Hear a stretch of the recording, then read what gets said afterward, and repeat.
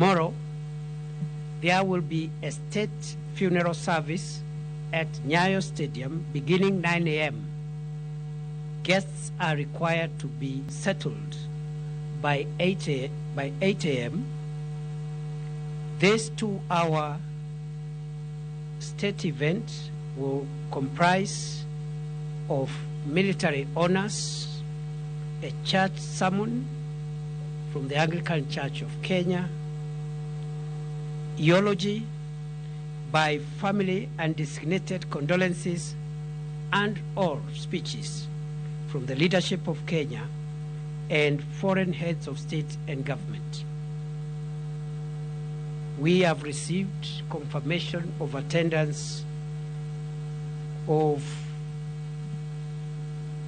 a fairly significant number of foreign heads of delegations at the highest level, and we have also received